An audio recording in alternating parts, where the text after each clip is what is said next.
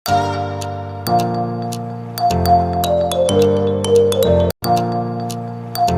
termasuk orang yang meskipun masih muda itu gak pati mati. Ini yang membedakan saya dengan Gus Najib PD saya kalau masalah ngadepi mati. Karena bukan berarti saya mesti soleh, mesti husnul khotimah, ya enggak. Ada istilah mati yang menyenangkan dalam diri manusia, yaitu Nabi ngendikan Allahumma ahyini maka natil hayatu khairan li wa tawaffani maka natil wafatu khairan li. Sebagian doa Allahumma ij'alil hayata ziyadatan li fi kulli khairin wal mauta rahatan li min kulli syarrin. Jadi mati itu akhir dari maksiat saya atau akhir dari potensi maksiat saya. Sehingga kata Sohibul Hikam, kamu harus percaya diri bisa selamanya tidak maksiat lagi. Orang kan tanya, masa manusia tidak bisa maksiat lagi? Ya bisa saja kamu pas toat terus mati, berarti sudah tidak bisa maksiat. Jadi ulama itu melihat mati itu akhir dari segala maksiat atau potensi maksiat. Di sini hebatnya lagi-lagi GNU. Bohong fasik bentuk kayak apa kalau mati saya gitu. Tombone menang kabeh, saya dia menang kabeh. Sesuai ini saya nih kemudian buatan sakit maling, buatan sakit korupsi. Oh gede saya ini. Itu satu ilmu yang luar biasa. Meskipun ya tentu agak ngawur. Tapi itu bagus. Secara ilmu bagus. Karena al-maut adalah rohatun min kulli syarr. Lagi-lagi yang menyelamatkan itu illa aliman au muta'alliman. Proses belajar mengajar. Saya baca banyak tentang halal haram dalam kitab Imam Ghazali itu, tak ulang berkali-kali. Saya itu dulu ya gak paham, karena kitab paling susah di bab Imam Ghazali itu menurut saya kitabul halal wal haram. Termasuk bagaimana cara ngelola amwalus salatin yang terkenal korup, sementara menyumbang kamu sebagai jaizah, sebagai hadiah untuk para kiai atau untuk para guru. Itu perdebatannya ulama itu macam-macam. Ada yang bilang haram karena itu potensi haram, atau memang benar-benar haram. Ada yang bilang boleh karena kalau yang pakai kamu untuk kebaikan, kali dipakai mereka ruwet. Kebetulan yang partai ini lebih besar Mas Najib. Ya alhamdulillah. Terus dikiaskan sama ghanimah.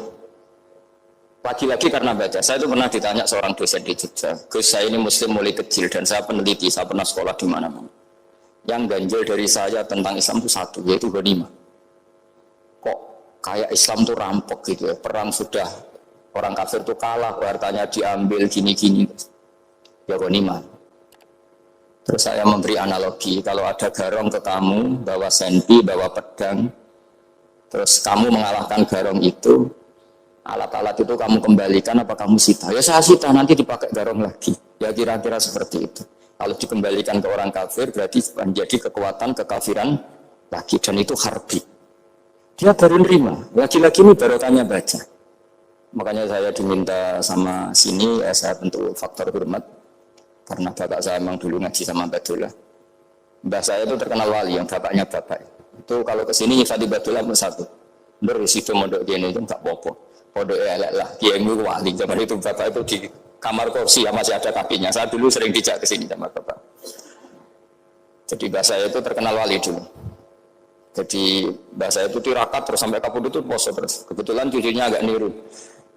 Saya tidak niru itu karena itu Gus Zaki. Memang disuruh tidak niru. Kata mbak saya, kira usah tirakat, terus tak tirakat ya. Itu jadi saya, Mbak Mun juga gitu. Kau haram tirakat, tak tirakat ya. Saya senang sekali. Tapi tua-tua kau mikir butuh. Nah, terus tirakat itu butuh sopo. Jadi mulai jadi kiai betul Mas Nabi saya ini sudah mulai mikir butuh. Karena saya ini termasuk orang yang kecelok alim yang nggak banyak orang menghormati karena sudah diramal sama mbah-mbah. Di dulu mbah saya Mbah Nur Sam itu kakak saya itu SMP SMA, kakak saya yang kedua juga SMP SMA. Mbah saya itu Mbah Nur Sam itu yang nganterkan bapak ketika mondok sini itu, yang ikrar karo Badullah wali Mbah Nur Sam, ahli tirakat, ahli puasa. Itu bilang, Nur anak sing iki aja pondok, aja sekolahno. Sumben sing ngalim ku anak sing iki. Ketika saya hampir tamat SD sama mbah saya Tuban, mbah saya Naruan juga di Sabtu begitu. Singkat cerita sama Mondok Sarang. Mondok Sarang pertama langsung dikenal temen, wong anak kiai jadi langsung dikenal. Sedidoni macam-macam terus jadi wong alim itu gak ada yang ngelem. Biasa aja untuk dengan yang sepuh-sepuh. Ya sebenarnya agak kecewa ya, saya inginnya kan dianggap prestasi gitu, ternyata dianggap doanya orang-orang sepuh. Ya makanya kalau ini terwiki ya rodok. Ya syukurlah sama Bang Mutamakin sama semuanya karena Ya karena tadi, kenapa saya harus cerita ini? Quran sendiri mengakui bahwa orang soleh itu diantara aturannya adalah dzurriyatan ba'duha min ba'd. Meskipun Allah bisa bikin orang soleh dari mana saja, tapi yang legitimit itu memang dzurriyatan ba'duha min ba'd. Dan kata dzurriyah itu tasmalu auladal inas, kata Ibnu Hajar al-Asqalani, memasukkan turunan yang dari itu. Meskipun tentu secara wali nikah atau secara disiplin nasab dari ibu itu tidak ngefek. Tapi dari segi fa'innal irqadassas, bahwa sistem tubuh kita itu tetap ada gen dari seorang apa? Ibu. Sehingga banyak ulama tafsir mengatakan dzurriyah itu tasmalu auladal inas. Dzurriyah itu memasukkan turunan dari apa? Ibu. Bapak saya itu nasabnya nasab wali, jadi babahnya itu suka tirakat, suka. Ibu itu nasab kiai. Jadi kalau bapak wiridan itu, kalau istiqomah itu disalahkan sama keluarga ibu. Istiqomah itu salah. Karena ijabu malam wajib, mewajibkan sesuatu yang tidak wajib. Itu masalah secara ilmiah. Bangun itu sering ngeritik, kalau ada pondok kok wajib puasa, wajib merawat itu sering ngeritik. Itu secara fikih bahaya. Ijabu malam wajib, mewajibkan sesuatu yang tidak wajib. Dan itu kriminal dalam bab fikih. Betul itu, sama cari di Sulam Taufik. Babnya itu ngeri, ijabu malam wajib itu tidak dihitung minal kabair. Dicari sendiri itu di bab Sulam Taufik, tidak perlu saya sebut, itu parah betul malah cara menfonis Abdullah bin Husain bin Tauhid di Sulam Taufik. Ijabu malam wajib. Tapi pondok-pondok yang tirakat tidak kurang dalih. Niki boten wajibaken, ngelatih. Boten wajibaken tapi napa? Nah, silsilah dari keluarga ibu itu suka ilmu. Sehingga Abdullah bin Mas'ud itu tiap hari itu mensweeping orang yang sering duha. Kalau ada orang duha istiqomah itu disweeping. Awas, harus seminggu sekali, nggak boleh tiap hari. Masa sholat fardu kamu saingi sholat duha? Nggak boleh, fardu tersaingi. Itu Abdullah bin Masyur, sama cari di Al-Hunyah. Sayyidah Aisyah kalau ada orang duha tiap hari dimarahin. Dan itu secara konstitusi ilmu benar, karena Nabi Qiyamul Lail Ramadan itu hanya 4 hari yang dipandu. Lainnya itu enggak. Khasyata ayyufradu alaihim, kalau dalam sahih takut dianggap fardu. Akhirnya istiqomah itu masalah di keluarga saya yang dari ibu. Nah kebetulan kita ini suka ada istiqomah, akhirnya ya seperti ini. Tapi ini ilmu harus kita bicarakan. Tapi yang istiqomah, Bapak itu pengagum Badulah. Bapak itu suka sama istiqomah karena punya guru dulu dia istiqomah, Badulah istiqomah. Tapi jangan kira Badulah itu hanya istiqomah. Saya punya sanad banyak, mungkin Gus Zaki lebih tahu. Sering saya diceritakan Bapak. Badulah itu anak ambek wong fase teman-teman itu rapati cocok. Senajan to majid no fase. Tak takok iki nopo. Empuk nabe ke fase darane wong awam untuk ganjaran. Mergo macane Quran gak fase. Padahal untuk ganjaran mergo seneng Quran. Jadi, terus tak takoki Bapak, niku saged danel syarat mboten? Ya ora kenek, pokoke ngono. Jadi gue mikrori. Artinya beliau tidak ingin lah, gara-gara kita terlalu pakem tajwid, kemudian menganggap siapa saja baca Quran salah, kemudian tidak dapat pahala. Bisa saja hamalahum ala ayakra'ul Qur'an apa mahabbatuhum wa iskuhum wa kada wa kada. Jadi akhirnya saya jadi tahu, oke secara makhraj salah, tapi iseknya benar, mahabbahnya benar, brontonya benar. Jadi sebetulnya Badulah itu punya sekian makalah tentang ilmu. Hikam juga gitu. Nur nak cah santri ngaji ihya itu jauh oleh. Saya nak hikam mojo. Maksudnya beliau entah kalau setelah itu Badulah itu melarang siapa saja santri ngaji hikam itu dilarangnya ada kelas tertentu untuk boleh ngaji hikam. Nah kenapa saya cerita ini? Karena saya masih ingat betul di antara wasiatnya Mbah Mun itu. Sebab apa Fatihah kok ihdinas siratal mustaqim, bukan siratoka tapi siratal ladzina an'amta alaihim. Dawe Mbah Mun fa inna Allaha ta'ala la ya'kul wa la yashrab wa la yanqih wa la kadza wa kadza. Allah itu tidak makan, tidak minum, tidak tidur. Sehingga kita tidak bisa niru Allah. Tapi yang makan tidur itu manusia. Sehingga kalau ingin dekat Allah ya niru siratal ladzina, bukan siratoka. Kita cara tidur niru Kanjeng Nabi, niru ulama, cara makan, cara minum, niru Allah tidak bisa. Makanya bukan ihdinas siratal mustaqim siratoka, tapi siratal ladzina an'amta. Maka dalam beragama itu butuh master, butuh panutan. Ya tentu Mbah Mun oleh ngendikan pakai lurut orang-orang kuno. Cara Mbah Mun pakai cantolan. Maka saya punya makalah banyak dari Bapak, dari Mbah Mun, dari Mbah Zubair, dari sampai saya itu hafal sanad sampai Rasulullah Shallallahu Alaihi Wasallam. Karena bisa mengawal ilmu itu sanad. Termasuk saya di sini bawa kitab Ar-Risalah Al-Qusairiyah. Nanti saya baca beberapa panutan kita. Di sini ada Abdul Qasim Al-Junaidi, ada Abu Yazid Al-Bustami, ada banyak ulama yang ditulis Ar-Risalah Al-Qusairiyah. Dan itu yang membentuk Imam Ghazali, kitab Ar-Risalah Al-Qusairiyah. Tapi sekarang kita ini tidak belajar lagi tentang tasawuf. Tasawuf itu Abdul Qasim Al-Junaidi jadi wali itu bukan wiridannya terlalu banyak, enggak. Beliau pernah bikin satu kalimat yang menjadikan Allah itu ridho. Kalimatnya begini, kalau malam beliau wiridan gini, ya Allah, kenapa engkau ngasih rezeki saya? Padahal engkau tidak butuh saya. Kalimatnya sederhana. Kalau seorang majikan ngasih servis sama karyawannya, memang butuh pekerjaannya. Orang tua ke anak butuh kasih sayangnya. Tapi engkau ini zat yang tidak butuh saya, tidak butuh kita. Ngapain ngasih? Jadi punya sisi betapa Allah itu luar biasa. Allah tidak butuh kok. Ngasih itu kan luar biasa. Jadi karena mensifati seperti itu Allah itu ridho. Itu luar biasa. Normalnya orang memberi itu kan, apalagi orang memberi kiai itu kacau sekali. Satu sewu jaluk swarga. Salam tempel 1 juta jaluk swarga itu parah lagi. Nanti kalau enggak masuk surga jundat-jundat. Itu ngeri lagi itu 1 juta minta apa? Surga. Sayyidina Ali itu diantara sebabnya beliau dekat Allah itu karena muamalahnya sama Allah itu benar. Di antara muamalah itu yang diriwayatkan di kitab Ar-Risalah Al-Qusairiyah adalah masyhur itu. Kafani izzan antakuna li rabban wa kafani fakhran an akuna laka abdan. Tiap malam yang beritanya itu, ya Allah, saya sungguh sangat mulia karena engkau yang jadi Tuhan. Coba kalau saya dituhani manusia yang mati atau dituhani siapa yang mati juga. Wa kafani fakhran an akuna laka abdan. Saya ini bangga sekali karena jadi budak, menjadi hamba zat yang tidak mati.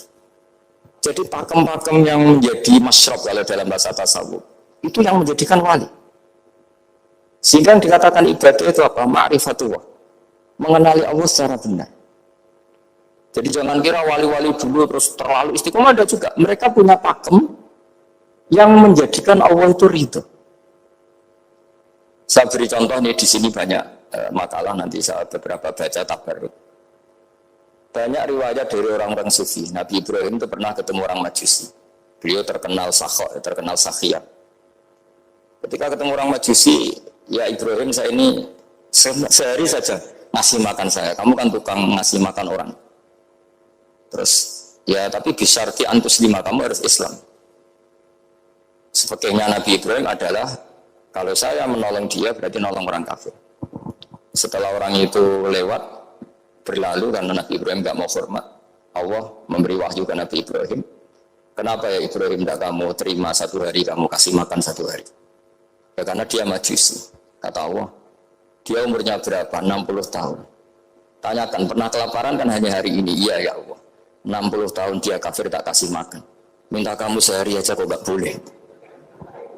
Akhirnya Nabi Ibrahim dipanggil orang Majusi, dikejar dipanggil. Ayo tak kasih makan 1 hari. Kok kamu sekarang jadi baik? Habis ditegur Tuhan. Terus kata, ahad ada yu amiluni. Apa seperti itu Tuhanmu mengu'alamalai saya? Ya na'am. Akhirnya Islam orang Majusi. Jadi itu lagi-lagi ilmu. Jadi yang dikatakan ilmu itu satu teori atau kalimat atau apa saja yang menjadikan kita ini pakem. Meskipun pakem itu kadang sulit diterima orang-orang khusyuk. Orang khusyuk itu ya nyun sewu ada sisi nakalnya. Makanya Mbah Mun sering diakon masyhur. Zada khusyukan, zada jahlan, tambah khusyuk tambah bodoh. Bukan bodoh dengan makna salah itu enggak. Memang kadang terus anti ilmu. Misalnya gini, ini contoh yang karena saya ini mengkhidmati ilmu, saya beri contoh yang urusan ilmu. Ada orang sujud diinjak orang fasik, kepalanya diinjak orang fasik. Terus si orang yang sujud tadi ini ada di Sahih Muslim, juga ada di Ihya. Wallahi la yaghfiru laka. Pakai sumpah, wallahi la yaghfiru laka. Allah langsung mewahyukan ke Nabi fi hadzal zaman, fi tilka zaman atau fi dzalika zaman. Man dzalladzi yata'alla alayya alla aghfira li fulan qad ghafartu lahu wa ahbattu amalak. Katakan ke orang itu, siapa yang mencatut nama saya yang hanya berstatus tidak memaafkan. Itu enggak fair. Saya ini Tuhan kok bisa yaghfir, bisa yu'adzib, kok sifat saya tinggal satu, yu'adzib itu gimana? Dicabut separuh itu Allah tidak terima. Tapi kalau kita baca Quran, saya ini sama orang fasik ya benci. Saya ini orang soleh, setidaknya pura-pura soleh lah. Karena di depan para kiai ini. Tapi mau tidak mau, ketika Allah mensifati dirinya tentang orang munafik gimana? Wa yu'adzibal munafiqina insya'a au jatuh. Itu cocok tidak cocok, potensi memberi tobat itu ada. Meskipun sama kalau orang munafik, tapi ya tetap bacanya wa yu'adzibal munafiqina ya insya'a au jatuh. Rasulullah kayak apa bencinya dengan Wahsy karena qatilu Hamzah. Tapi Nabi tunduk sama konstitusi Quran. Laisa laka minal amri syai'un aw yatuba alaihim aw yu'adzibahum. Akhirnya Allah malah memberi tobat sama qatilu Hamzah yaitu Wahsy. Ini pentingnya baca lagi. Kalau kita tidak baca, hanya khusyuk saja, tidak baca, pasti sama orang yang menginjak orang sujud tadi, yang menginjak pasti salah, nggak dimaafkan. Bongso pasti. Pertanyaannya adalah, betulkah Allah punya sifat satu, yaitu yu'adzib? Makanya kalau kita baca, misalnya baca Quran, walillahi mulkus samawati wal ardh, ya sudah, ya firu lima yasa wa yu'adzibu. Kalau nuruti rasa kita, ya inginnya ke kita, ya fir, ke orang lain yu'adzib. Tapi Tuhan kan nggak terima, saya ini Tuhan didikte makhluk saya ini gimana? Nggak bisa. Sehingga ya ini lagi-lagi ilmu. Makanya saya cocok nggak cocok itu suka baca. Saya suka sekali baca, mulai ulama dulu, ulama modern, setengah dulu. Mulai ulama yang kedunian sampai setengah kedunian. Suka. Saya dulu itu gak suka uang. Karena saya memang tadi mbah saya dari bapak itu wali Mas Badi. Kalau tadi Mas Nadik jujur, mulai Mbah Soleh itu suka bully mertuanya. Jadi saya alhamdulillah dia jujur. Jadi Mbah Soleh itu menantunya Raden Asnawi. Itu ya bully-bulian sama ini terus ditiru beliau ini. Itu gak suka sebenarnya. Saya itu ya pokoknya tadi kalau orang daftar wali itu kan gak suka sama. Karena mereka nangis ketika Allah menghentikan wa aqridu atau ayat-ayat anfiku atau orang baik disifati wa aqridu wa qardan hasanah. Itu hadal khitab li ahli jiddi wasarwah. Ini khitab untuk orang kaya. Kok isim Gusti jenengan sampeyan ngongkon infak kok kalau diinfaki. Jenengan sampeyan ngongkon ngamal kok kalau dingamali. Jadi maka yuhibbunal mal, mereka tidak suka harta. Walakin diana luladzatal khitab bil infak, dan itu harus kaya dulu untuk bisa infak. Jadi itu uniknya, akhirnya saya Imam Sa'roni penting juga kaya. Jadi wali untuk suka harta itu nunggu diperintahkan Allah. Alhamdulillah kita tidak, sudah wali dulu karena sudah senang harta. Jadi kayaknya keren kita dibanding wali-wali itu. Artinya wali itu tahu pentingnya harta setelah jadi wali. Kita alhamdulillah mulai kecil sudah tahu pentingnya harta. Kayaknya kita lebih wali. Imam Syafi'i itu dulu gak suka sama orang kaya. Saya berkali-kali ceritain. Karena dia dididik Sufyan As-Tsauri, Sufyan bin Uyainah. Tapi ketika ketemu Imam Malik itu kaya raya. Meskipun dia hidupnya sederhana, tapi kaya raya. Pas beliau mau, Imam Syafi'i dia agak sopan kalau sekarang tanya, setelah jenengan ilmu yang saya harus ambil siapa? Kata Imam Malik, yang salim saya itu sudah meninggal Abu Hanifah, tapi muridnya masih. Namanya Muhammad bin Hasan Asy-Syaibani. Kamu datang ke sana. Semalam itu Imam Malik dikasih uang 500 dinar. Padahal 1 dinar itu 4,25 gram. Bisa dihitung tentang berapa ratus juta. Terus separuhnya dikasihkan Imam Syafi'i. Nah, data sangoni. Pagi-pagi diajak ke Baqi. Dulu Baqi itu ada kafilah rental unta. Mana kafilah yang mau ke Irak? Kita. Ya sudah ini antar. Tak bayari. Diantar Imam Syafi'i. Diantar ke Imam Muhammad bin Hasan Asy-Syaibani di Irak. Itu ketemu Muhammad bin Hasan Asy-Syaibani pertama itu apa? Beliau itu kalau ngitung uang di meja. Emas-emasnya di meja, uangnya dolar, semuanya di meja. Tambah kaget. Ini saya sama Imam Malik ingkar, ini malah lebih parah lagi. Kata Muhammad bin Hasan Asy-Syaibani, "Atak jabu minha." Kamu kagum dengan ini merasa aneh? Iya. Ya sudah, ini tak kasihkan orang fasik. Tinggo demenan, tinggo judi. Jangan, jenengan saja. Kalau jenengan kan orang soleh dipakai kebaikan, berarti orang soleh boleh kaya. Angsal. Semenjak itu Imam Syafi'i kebablasan.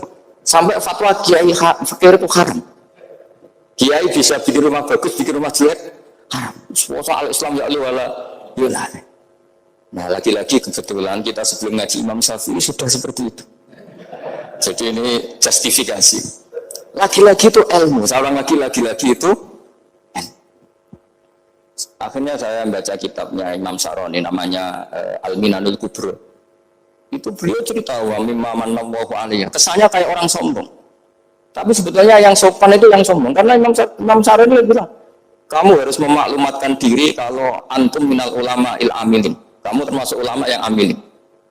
Terus ditanya sama orang-orang, bagaimana kalau nyatanya enggak? Kamu tadi subuh sholat, iya saya sholat. Kamu tadi zuhur sholat, iya saya sholat. Kenapa ketika kamu maksiat ingat terus, ketika kamu taat tidak ingat? Berarti kamu anggap Allah itu menyesatkan kamu, tidak pernah ngasih hidayah sama kamu. Pas belok rondo ning dalan kok maksiat, bar sholat atau syukur, bar zuhur atau syukur berasa. Berarti kan nyifati Allah, hari ini Allah ngasih saya maksiat. Sementara lupa kalau Allah ngasih sholat zuhur, sholat asar, sholat maghrib, sholat. Wah sudah di situ al-minal kubra, orang itu sholat semua. Nah saya itu termasuk orang yang didikte oleh kitab, terbentuk oleh kitab al-minal kubra. Jadi di situ hidup itu enak semua. Makanya saya itu masih ingat dialeknya dua orang alim. Nggak perlu saya sebut, ini agak sensitif karena ceritanya itu ada anaknya kiai mau nyalek. Karena dia anaknya kiai tanya, Mbah, dalilnya nopo nak yang kepingin jadi jabatan, mencari jabatan besar.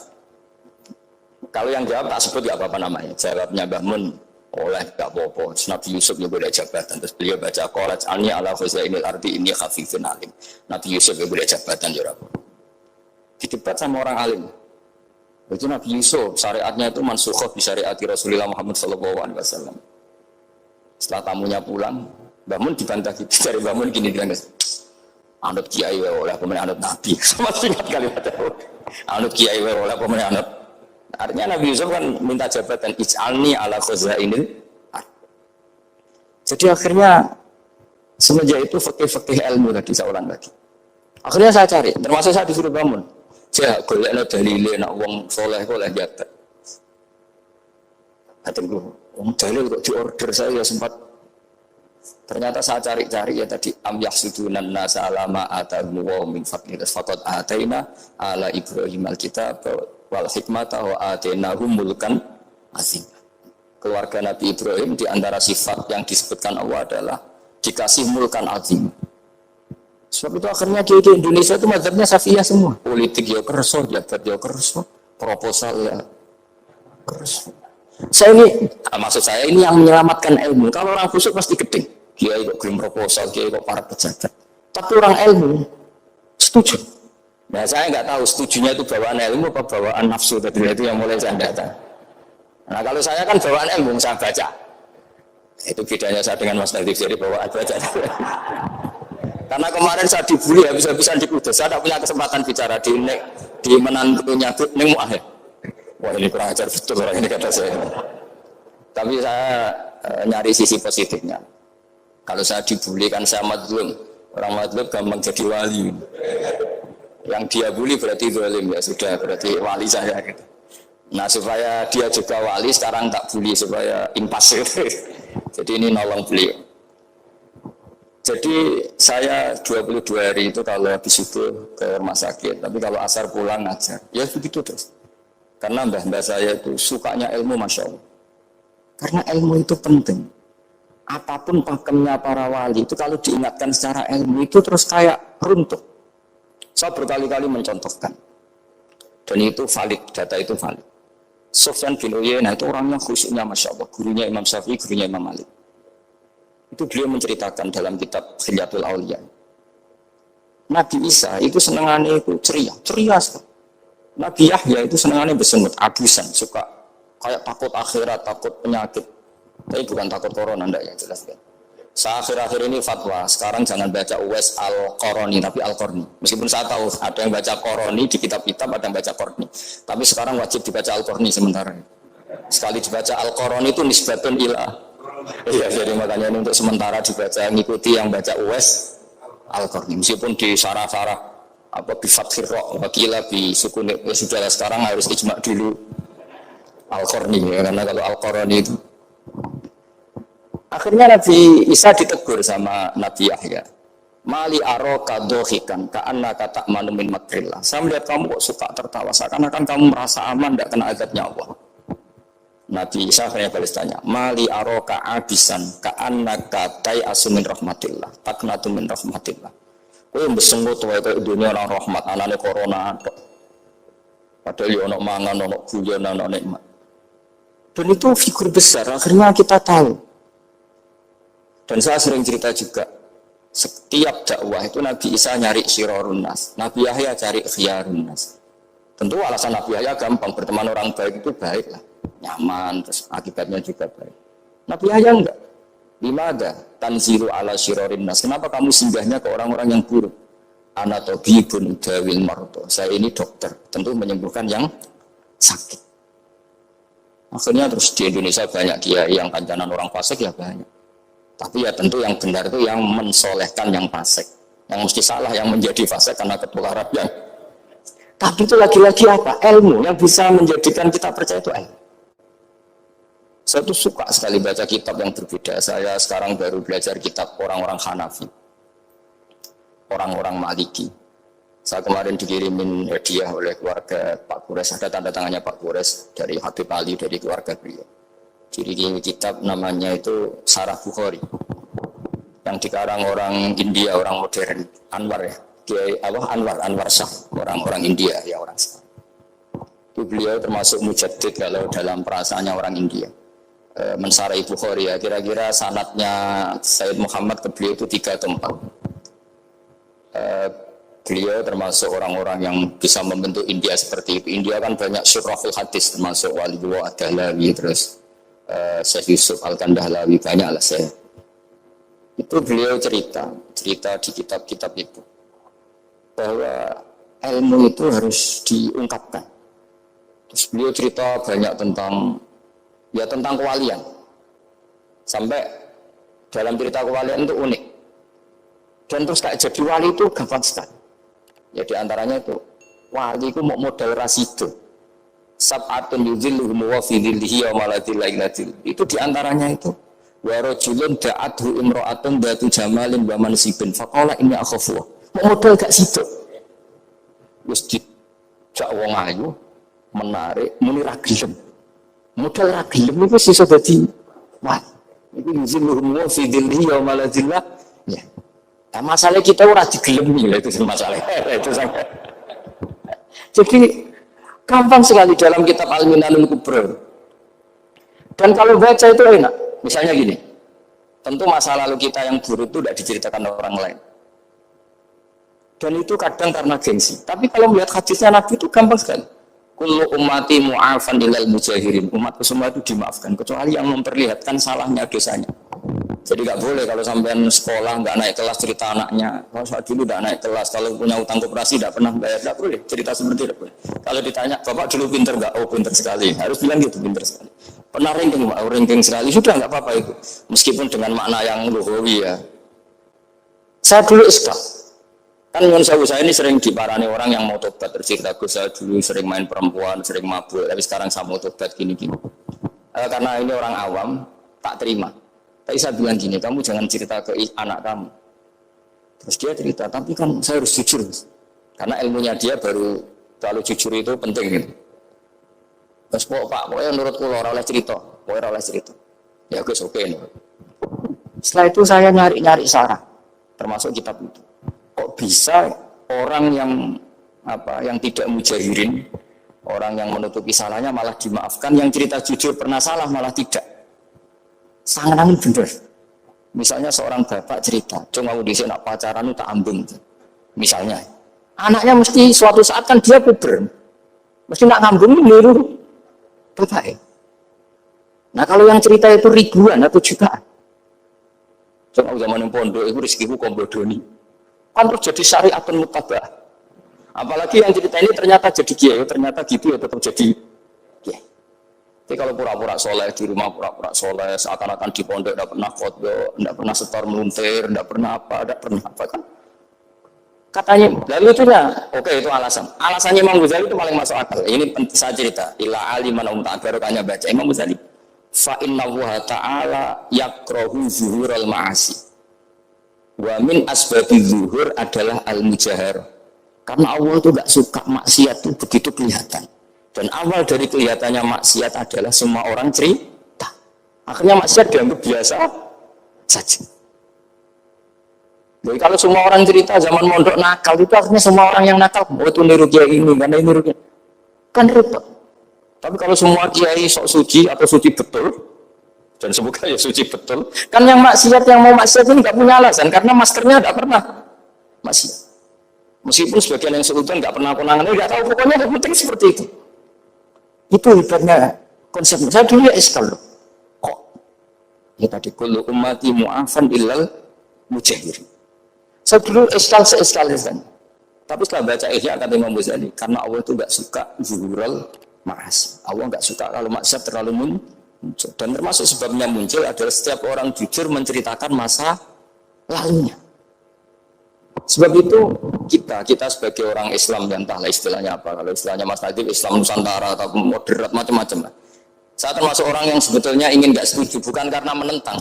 Nanti ngapalkan firqahnya kebanyakan. 72 aja ngapalkan banyak ditambahi Islam Nusantara, Islam moderat, Islam garis apa lagi itu? Oh garis lurus. Ada lagi lucu. Ya macam. Tapi setelah saya ulang lagi, setelah baca banyak, itu akhirnya menjadi tahu. Karena apa ya? Fitrah salimah kita. Misalnya gini, ada cerita di kitab-kitab. Nabi Musa pernah istisqa nggak mandi. Kan nggak terima, dia seorang nabi kok istisqa nggak mandi. Saya ini kali muka ya Allah, kenapa doa saya nggak mandi? Terus kata Nabi, kata Allah, inna fihim namaman, di antara yang berdoa sama kamu yang istighosa kubro itu ada yang namaman, tukang ngadu itu. Nabi Musa ngajarin Tuhan, ya Allah kan gampang, kasih tahu dia siapa tak usir supaya tidak ikut istighosa, kan selesai. Terus jalan pengeran lucu. Saya ini Tuhan, anha anin namimah. Saya ini Tuhan yang mengharamkan namimah. Maka saya tidak akan nama. Anha anin namimah wa akunu namaman. Saya ini mengharamkan hatu-hatu kok terus di dono kan ya sudah Gusti kalau gitu. Lalu solusinya gimana itu? Solusinya gimana Tuhan? Ya sudah kamu nyari hamba saya yang namanya ini. Cari sama Nabi Musa. Ketemu orang namanya hitam. Makanya saya sama Mas Latif itu sungkan karena di antara wali itu ada yang hitam. Oh hitam terus nggak apa-apa ini biar impas, biar saya sampean bisa jadi wali karena mazlum kan. Itu ketemu. Setelah ketemu sama-sama anta bareng ya saya bareng. Terus anta Musa ya saya Musa. Kenapa kamu tahu? Dikasih tahu Allah ini karena sama satu nabi satu wali. Terus saya ini mau istisqa nggak mandi, tapi sama Allah disuruh minta doa sama kamu. Itu doanya tuh ngawur sekali, bukan sekedar ngawur. Ya Allah, apa engkau sudah tidak punya stok air sehingga tidak ada hujan? Gitu. Apa angin-angin sudah tidak nurut sama jenengan sehingga tidak bisa menghalau awan untuk menurunkan hujan? Maka ada Musa ayat disawi itu di semua kitab. Musa hampir saja jotos, dianggap doa yang tidak sopan. Tapi kata Allah, la tadribhu ya Musa fa innahu adhakani fil yaumi salasa marrat. Dia bisa bikin senyum saya sampai 3 kali kan. Soal mereka maksiatuhum la tadurruka. Maksiat mereka itu tidak ngefek ke engkau kok jenengan pertimbangkan. Maksiatuhum la tadurruka. Wah, akhirnya langsung hujan. Jadi kadang doa itu ada yang ngawur. Maksiatuhum, nah, makanya saya itu kadang berani berdoa Indonesia aman. Secara fikih ya kadang kok nak ono apa-apa sing maksiat meneh. Kadang ya mikir. Ya nak sing taat meneh, tapi kok nak ono apa-apa sing maksiat meneh. Saya pernah ketika Jogja sering gempa itu pernah mau berdoa. Ya Allah semoga bebas dari gempa, tapi terus saya mikir. Memang kalau nggak ada gempa ya yang sholat aman, tapi yang maksiat juga daripada menggurui Allah sudahlah tidak berani berdoa saya sudah Gusti ini dunia ini jangan pun terserah jenengan. Tapi saya sebagai orang muslim sing apian kan ya kepengen arham linnas. Boleh dalil lu kangelan, tapi gara-gara baca kitab tadi maksiatuhum la tadurruka. Maksiat mereka itu tidak bahaya bagi kita. Pun Gusti rasa kakek pertimbangan pun udan mau. Udan langsung. Lagi-lagi karena baca. Termasuk di Al-Minanul Kubra itu ada cerita tentang Nabi Isa. Cerita itu tidak hoax, ini kata Imam Sa'roni. Ada orang itu perajin sepatu, perajin sandal. Ya Allah, engkau itu bilang butuh sandal ukuran berapa, nanti tak bikinkan. Engkau bilang kendaraan kamu apa, nanti saya yang fasilitasi ada ini. Pakaiannya kalau dames. Apa, pokoknya saya ingin khidmah sama jenengan. Nabi Isa yang terkenal baik itu, ya faham mabibabsi, hampir saja dipukul. Kata Allah, jangan Isa. Dia muji saya sesuai yang dia ketahui. Lagi-lagi baca.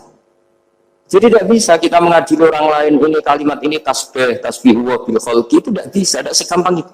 Kecuali yang ngomong orang-orang Mu'tazilah atau orang-orang Khawarij, mungkin kita lawan karena berdasar ilmu. Kena lugu rusak. Karena orang lugu itu gimana? Seperti Ahmad ditanya, kamu mukminah? Terus dites sama Nabi, aina Allah fa'asyarat ila sama, Allah di langit. Coba kalau kamu tauhidkan, Allah la yakhullu fi makanin, berarti kan masalah itu, karena Allah laisa kamitslihi. Saya juga pernah diprotes kiai, kenapa ada istilah senyum, istilah susah, Gus? Padahal Allah nggak pernah susah. Tak tanya gitu, saya kan sering bilang Allah susah, Allah apa? Gus, kok gitu? Padahal Allah kan tidak pernah. Tak tanya, kamu hafal Quran? Enggak. Ya sudah, baca aja ayat falamma asafunan taqamna minhu. Itu dari asafa itu kan asifa ya safu asafan. Diikutkan wazan afala berarti asafa yuksifu. Berarti kayak dengan atal.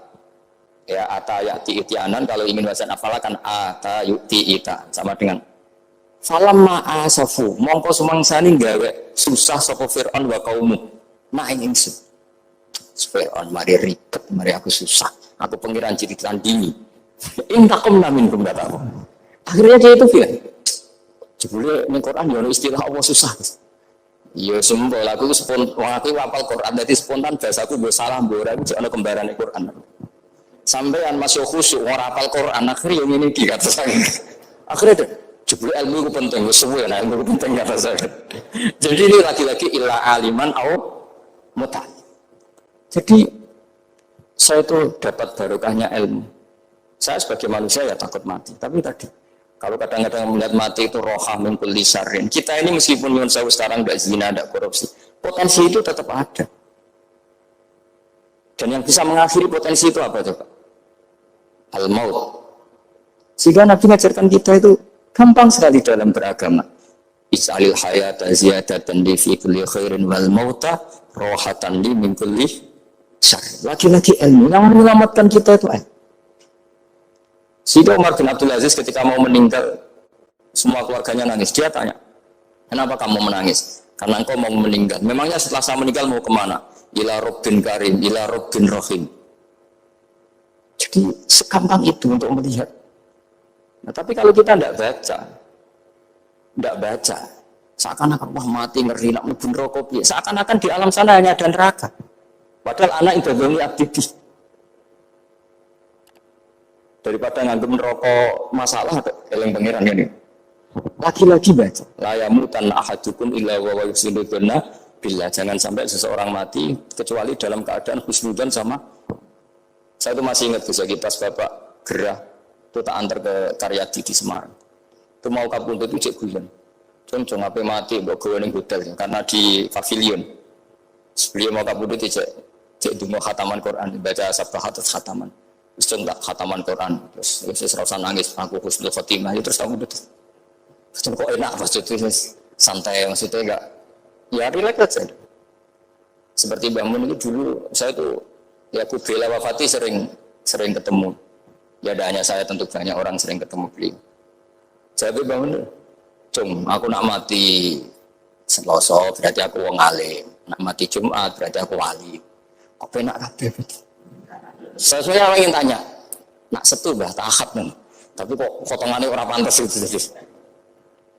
Ketika beliau nyatanya kapundhut Selasa, berarti senang status alim. Artinya orang-orang dulu itu, Imam Ghazali lebih parah lagi. Ya saya yakin semua orang Islam mati itu baik. Imam Ghazali lebih parah lagi. Itu beliau kapundhut, itu orang yang perjalanannya 3 hari itu sudah datang semua. Sore beliau beli kafan. Terus beliau bilang ke adiknya, saya nanti kalau mati yang imami orang ini. Jangan makamkan saya sebelum diimami orang ini. Dulu udah ada WA-nya Mas Nadim, udah ada grupnya.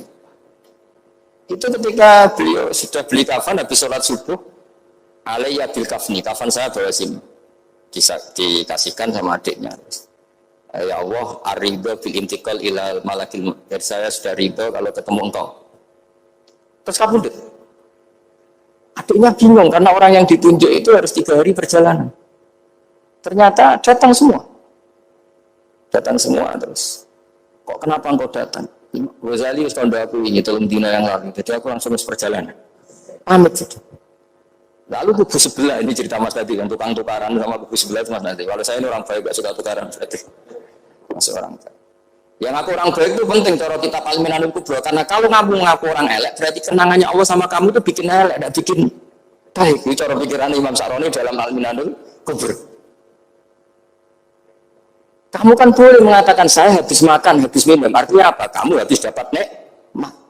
Kamu harusnya juga bilang, saya habis ngamalkan ilmu, saya habis dapat hidayah. Wong tadi kamu ya sholat subuh, kamu ya baca Quran. Susah apa sih ngakoni tawabik dari Imam Sa'roni gitu.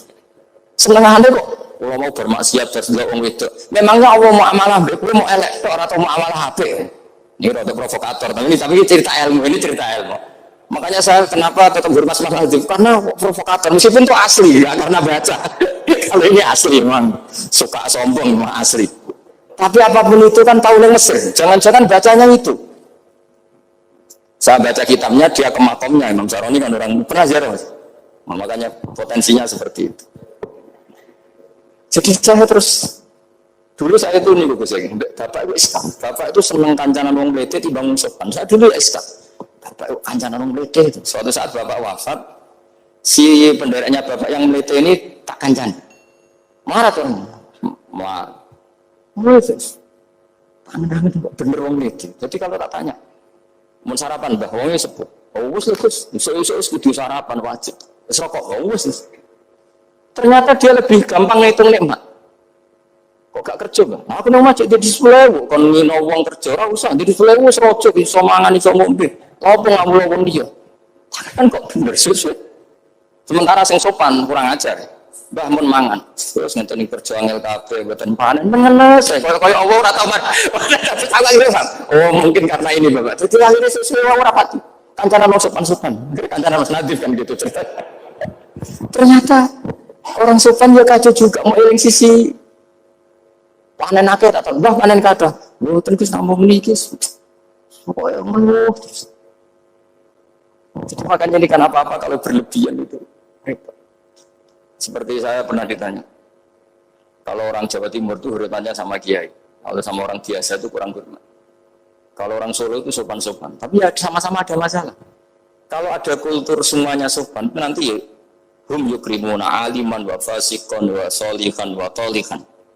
Soleh, sopan yang berlebihan akhirnya sampai pernah ada seorang kiai latihan. Ini kisah nyata, itu teman saya, ketemu orang Solo dihormati. Sempat GR, barokahnya ilmu saya dihormati orang itu.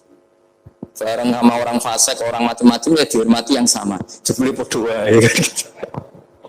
Artinya gini, kalau akhlak itu benar-benar kelebihan, tapi kalau berlebihan la farqa bainal alim wal jahil wal fas was saleh wat thaleh, karena semuanya dihormati. Tapi kalau misalnya ada Jawa Timur yang membeda-bedakan manusia, kadang kita ini juga beratnya semua itu ibadah, semua iyalullah, semua. Jadi terus kita ini mikir yang benar yang mana setelah mengkaji ilmu, lagi-lagi setelah mengkaji. Nah makanya saya ingin sekali ilmu ini harus dikembangkan terus. Karena saya kenalnya Mbah Dola, Mbah Sahal, semua Masehi ini min haitsul ilm. Karena ilmu ini yang cukup. Islam itu nggak bisa dikawal dengan khusyuk, nggak cukup. Yang bisa mengawal Islam itu hanya. Sebab itu fa'alam annahu la ilaha. Makanya orang Khawarij itu kata Rasulullah syarrul khaliq. Kenapa orang Khawarij dibenci Nabi? Karena suka khusyuk, suka ibadah, tapi tidak suka ilmu.